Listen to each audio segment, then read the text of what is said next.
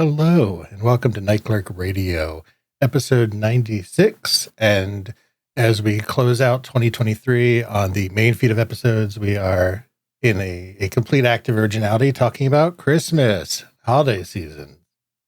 So today is a bit of like a half topic, little Christmas and Vaporwave thoughts, which we did probably the first year that we had a Christmas episode, but you change how you think about stuff and been a couple of years, so maybe revisiting some topics there, and then also like half music, because after the fact, too late to do last year's Christmas episode, I discovered the wonderful world of Christmas compilation in Vaporwave.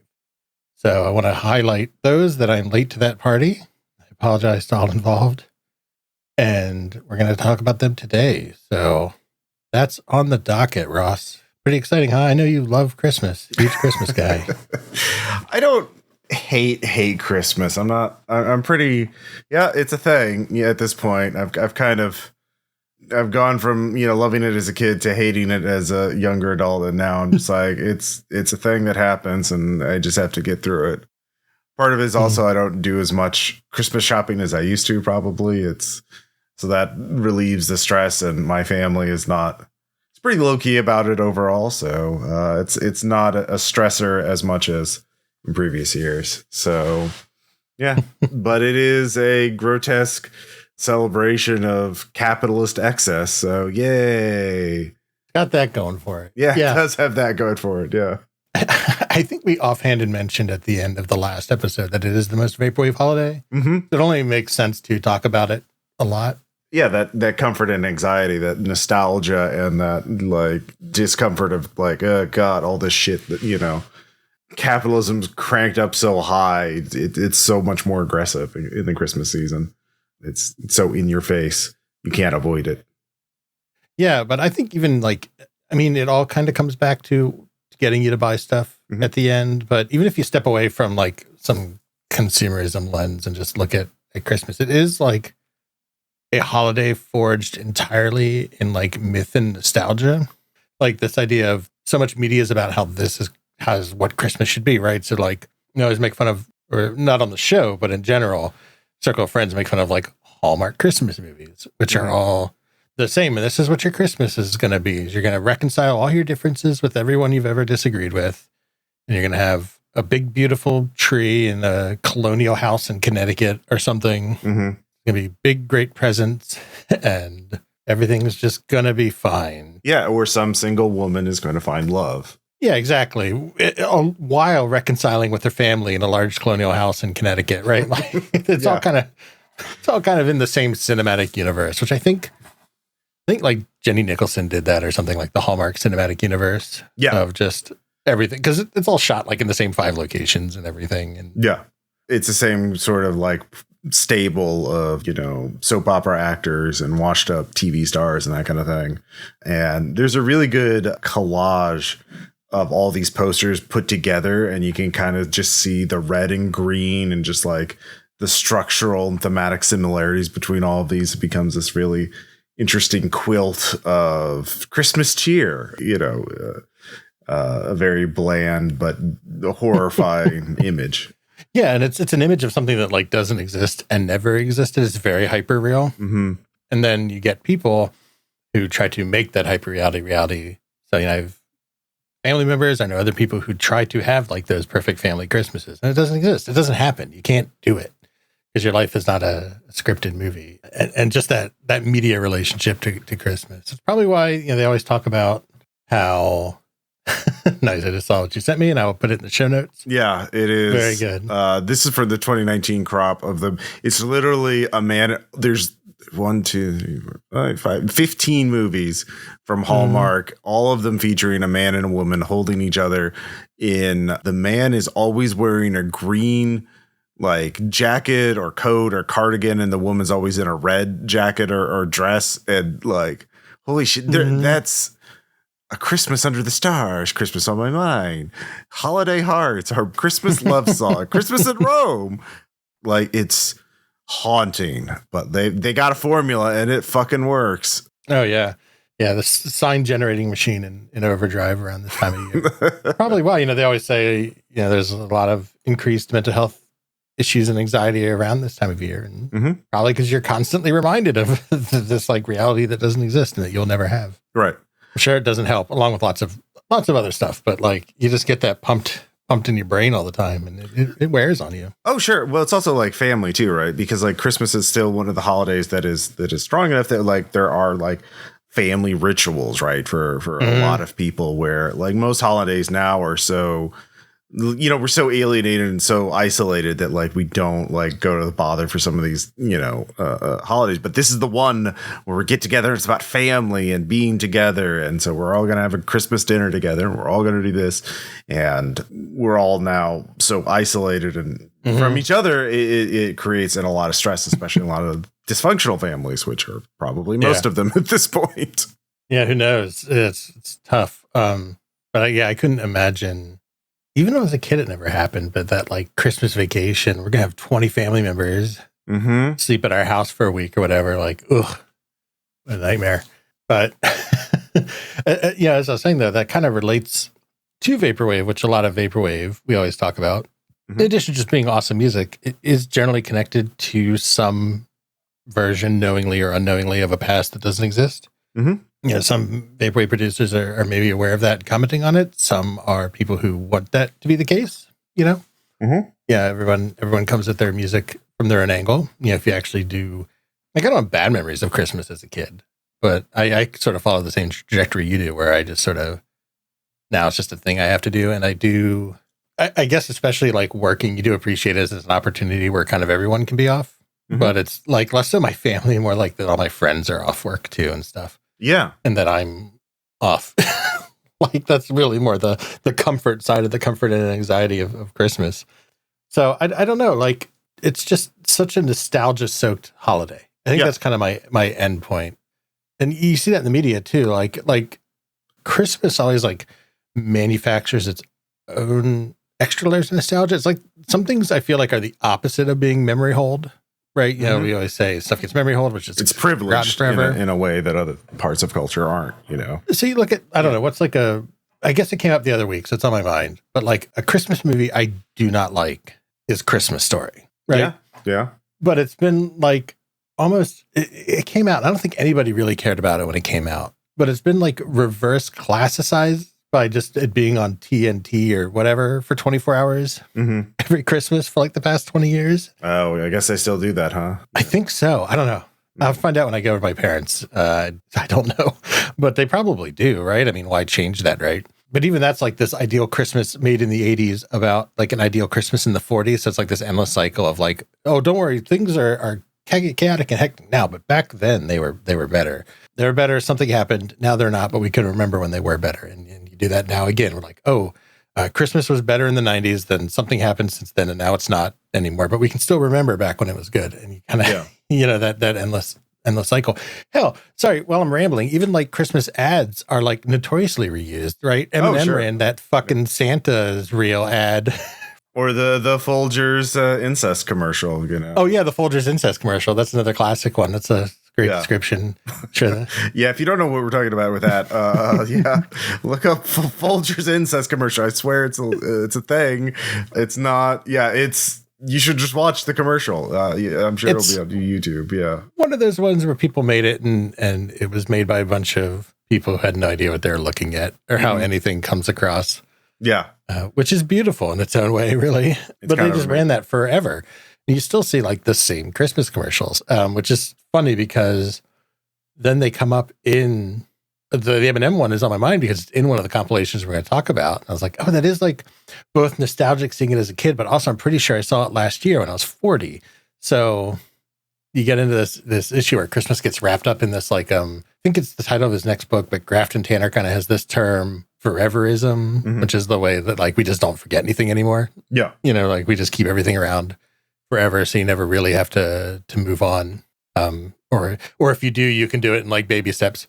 Yeah. Star Wars is back, baby. And it's never Star Wars is back, but then no, they made the bad Star Wars, but now we're going to fix it with the good Star Wars, and Star Wars is going to be back, and that's okay. And we're not, but now we're remastering games from like 3 years ago, like video games. Like The Last of Us Part 2 is being remastered and, for the fourth time or whatever. Yeah, exactly.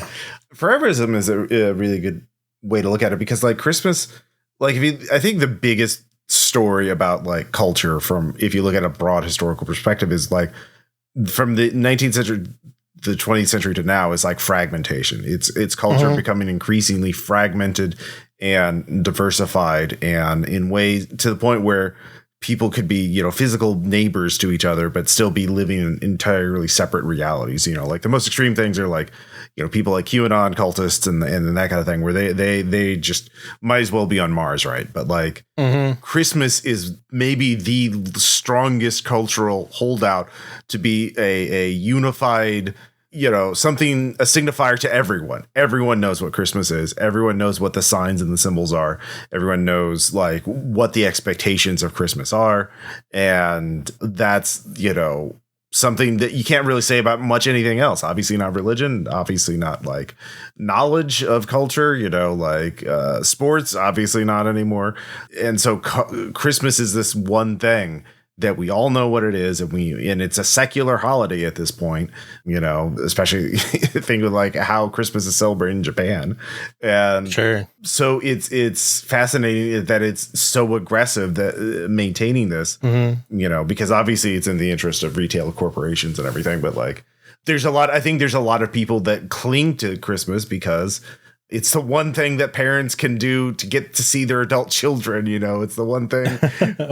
Yeah, well, maybe, yeah, exactly. There's people who love Christmas because it's a time of getting together, of meeting people, of like dealing with the isolation and the fact that we're living in separate universes now, to one degree or the other. You can't like, oh, have you seen this show? Have you listened to this music? Like, no, I've never even heard of this. And, it's something that has millions of fans or whatever. This happens all the time. But no, we all know what Christmas is. We all know that Mariah Carey song. We all know. We do. Yeah. Or Christmas Story, like we have some vague connotation about that. So that's why it's so fascinating, because it's the last thing holding all of society together. The one thing, we're in this teetering tower of Babel, society. And like Christmas, it's all being held together with, a Christmas tree. Might be going out on a limb here, but yeah. Well, maybe for like a certain sect of, subset of the population, that may be the case. I mean, even I would say feel that a little bit. That's probably like the love side of my love-hate relationship with it.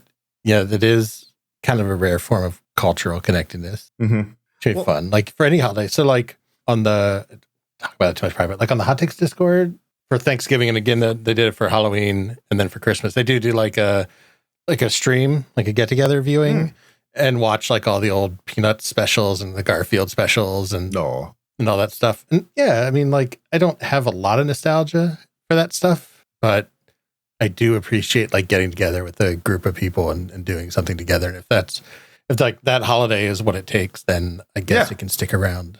I mean, that's the thing, is like, this is the one time where, there are allowances by like culture and society, so people can get together. There's holiday breaks, school lets out, no one expects a lot of work to get done in late December, to early January. Everyone's just like, fuck it, like we're even if you're expected to work, no one's going to be like starting a new project or doing anything big, or it's everyone's out, everyone's dealing with family, everyone's Christmas shopping. Like it's the one time in the year where we can getting together and like focusing on things other than work and your obligations is allowed. And that again 200 years ago, everyone who was in the same city would have the same holidays and have the same culture and have the same days off, and now everyone's on their own schedule.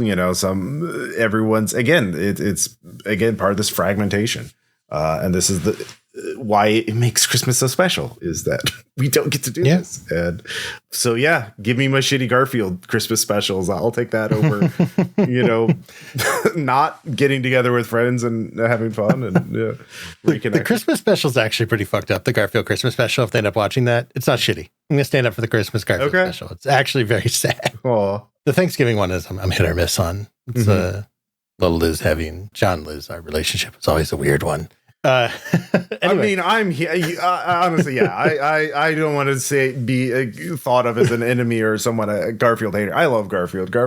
Yeah. Well, you don't have to go that far. Yeah. But no, Garfield's great. It's an so enemy of fucking the people. Weird if you just look at it more than it was for a while. Yeah. Like maybe we'll do a Garfield episode because there's some weird shit in Garfield. The deep lore. The deep lore, Garfield deep dive. But speaking of the holidays as an excuse for a large group of people to come together, that's my professional segue into talking about the music. That's sort of the real topic that kind of inspired this. I didn't know how much we'd actually talk about, like Christmas and Vaporwave. The Christmas compilation is basically what I want to talk about, and specifically a handful of them. So I don't know how I missed these before, but last year, I guess because I was getting really into Slushwave, I became aware of there's the Slushwave group. Slushwave Social Club? Yeah, exactly. Who I totally just blanked on the name there for a second. And they do an SSCC Slushwave Social Club compilation every year. And Volume 3 was a very Slushwave Christmas. And it had a bunch of people on it that I knew and I liked. I really liked listening to it. But I was like, somebody pointed out that, if you really like these, then... there's other Christmas compilations, which I didn't know about. So Utopia District, of course, has done at least 2, which have some amount of visual components on YouTube. And then Pacific Plaza Records, shout out to them as well, have done at least 3. I don't know if there's going to be more. I'm saying at least because I don't know if more are coming out this year between when we record this and when it drops in a couple weeks. So if one comes out since then, great. Future me is looking forward to it. Hell yeah. Yeah, I've had these on all week, all of these different compilations. So yeah, it's been very fun to listen to them and see all the different takes on it because like a lot of these compilations, I think my first thing is like they actually just work as Christmas music. You just put this on at a Christmas office party and people would not notice. They would just, oh yeah. You should try that. Well, if I had an office job to go to. Right. Yeah. That's right. You don't. Yeah. You don't. You just make content for a living. I know. Cursed. Well, I don't even have an office. Wait a minute. Yeah. I work remote. I don't have an office either. Yeah. So I can put these on at my office party because my office is just me where I am right now. Oh. Hooray. But yeah, there is that kind of mall-soft thing for a lot of these that it seems familiar enough. And, a lot of this is really like plunderphonic stuff, taking Christmas staples, Christmas carol staples, Christmas songs, and just plunderphonicsing the shit out of them. And it works. They're very, again, that weird, like it's comforting yet not, and very dissonant. It's very, very interesting. My single favorite one, which just was remarkable, was on Pacific Plaza Records. It's a Vaporwave Christmas Volume 2. I just want to mention this track. It's Sleepy Orange's I December, I Don't Care December. And it's just this haunting thing of Mariah Carey just saying, I don't care. I don't care. Yeah, it's very good. Yeah. Yeah. Yeah, that's a funny track that you mentioned because, All I Want for Christmas Is You is probably a common retooled plunderphonics track because it is so divisive and so iconic as it's been like 30 years, but it probably is like the last big Christmas song, like new Christmas song. I don't know if that's still true. I know people try to release them every so often, but I don't know if I'm just out of touch with pop music or, God, that's such a hit song. Yeah. Well, it's the one that make all the memes about like, this is, that Christmas. Too. Yeah. That too. Yeah, I think there's obviously new Christmas music being made, but yeah, none of it's penetrated that level of the zeitgeist that Mariah Carey did. So it's also just like such a creeping specter because in that Sleepy Orange song, as soon as those like opening jingle bells come in, even though they're like totally screwed up, I just immediately know I'm like, oh no, it's Mariah. And then I'm like, And that happens all the time. Whenever that song is sampled, I'm just always like, oh no, what are you going to do with it? And I think it's because I have such a deep dislike of a lot of that Christmas music. Mm-hmm. But this was like a really fun sort of, twisting it around and warping expectations and stuff, which I do agree that really stood out on that compilation. But I think the funniest thing about listening to all these compilations, because there's like I said, there's 6 of them, right? There's 2 Utopia districts, 3 Pacific Plazas, and the Slushwave, is like, first and foremost, I notice what songs I still have like visceral reactions to. Like Simply Having a Wonderful Christmas Time is a song I know every Christmas episode I probably talk about how much I hate that song.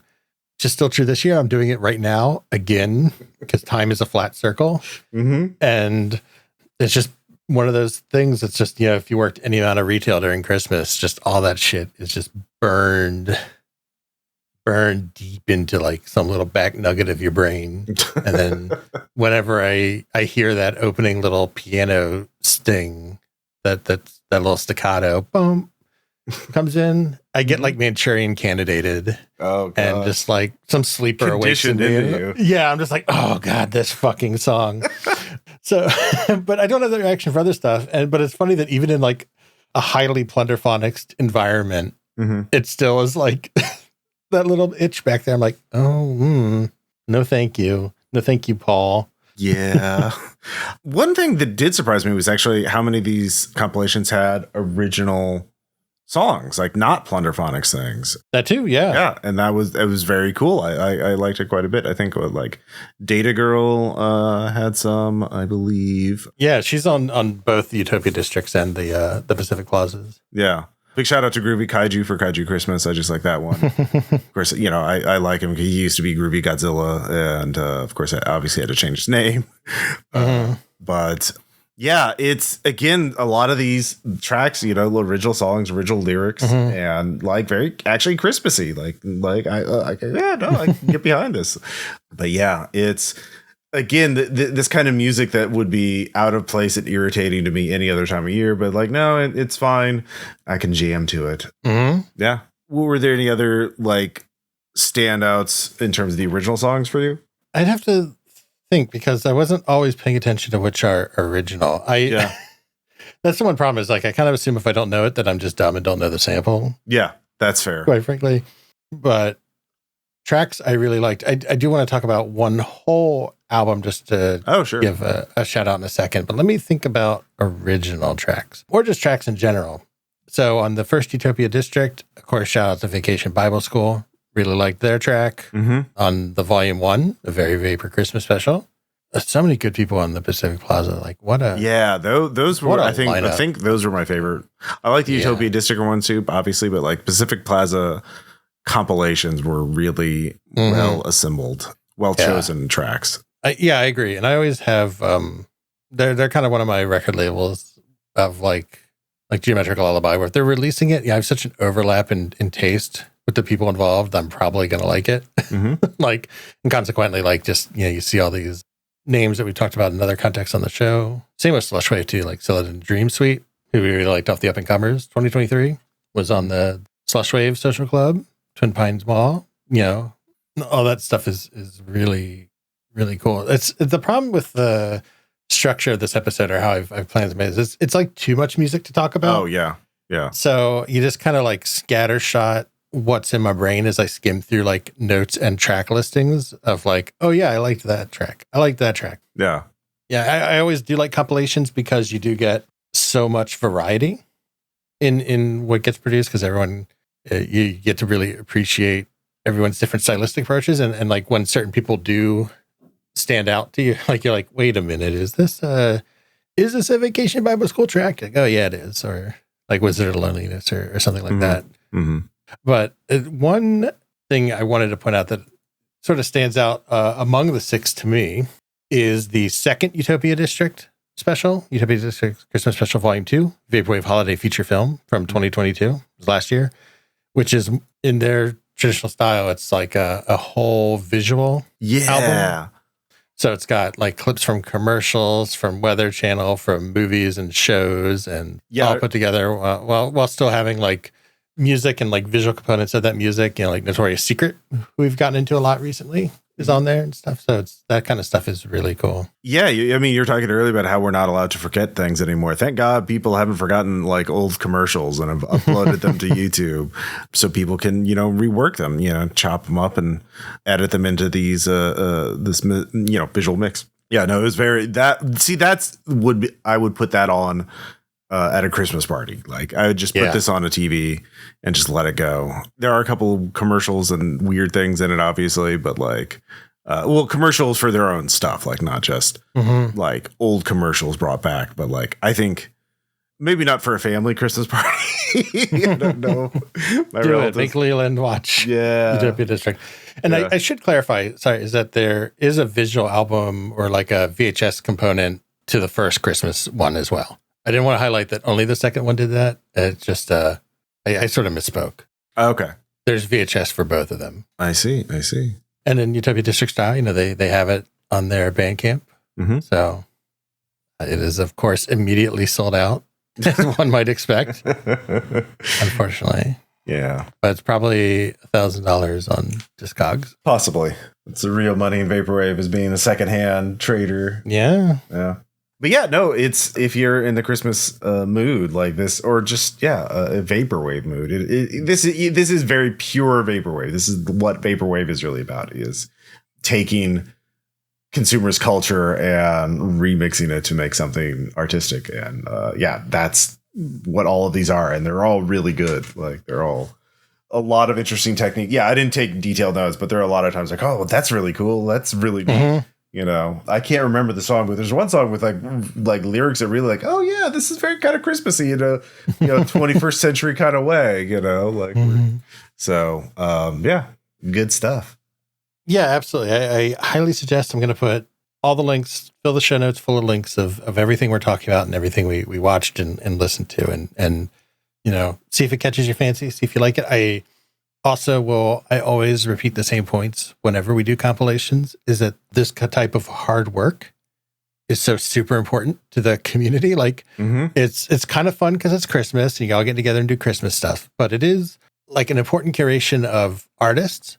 So there's a whole bunch of people on there who maybe you do or have not heard of. And if you like their track, then you say, wow, I wonder what else they made, because if they made this, they probably made a lot of other really good music. So you should go check out all those people. It's a great introduction to a whole stable of artists from a variety of backgrounds and musical styles. And then just like the curation of taking all that effort and putting it out, especially like Utopia District, if they do like a VHS Christmas movie, that's a ton of work. Oh yeah. And it's all to the service of not just producing great music, but also like community momentum and keeping everybody in the spirit of the holidays that we were kind of making fun of a little bit, but not really, is like keeping everybody together and like keeping that community informed. Because now I look back and I remember, looking back at these and like some names stick out to you now because I know more about them. I was introduced to them through compilations, like Notorious Secret and Celadon Dream Suite would be two major ones. So it's just a great way to find new music. It's really important hard work. Appreciate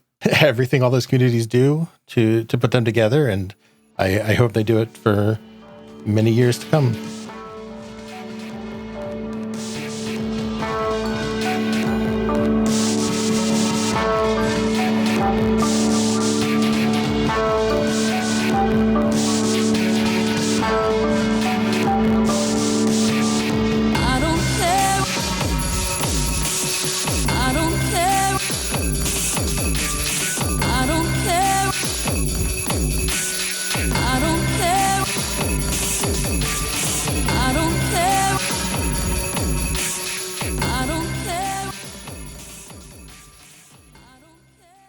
Thank you so much for listening. Hope you go and check out all these compilations we talked about. Also, let us know. I have 2 calls to actions for the audience that makes it this far. One, we made a lot of broad general statements about Christmas. How do they line up with your experience? Or like your relation to Vaporwave and Christmas. And secondly, I want to know non-Christmas, but winter holiday Vaporwave music.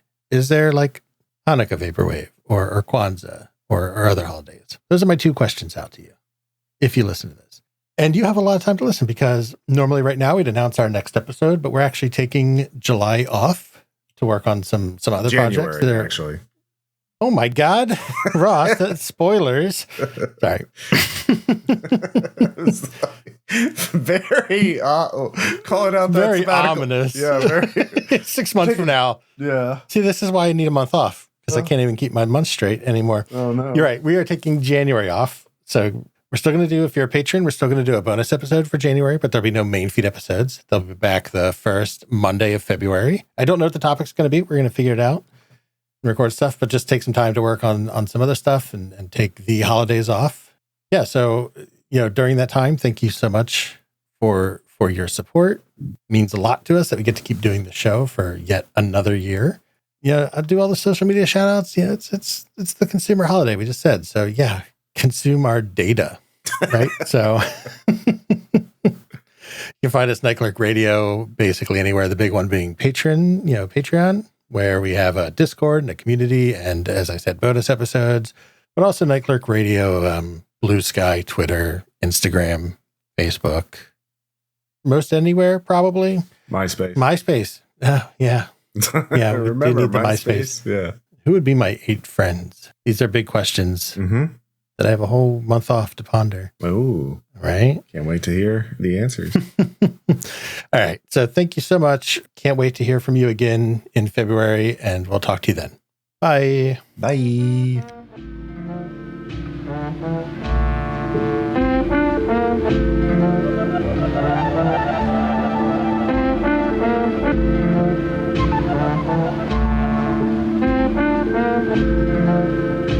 Thank you.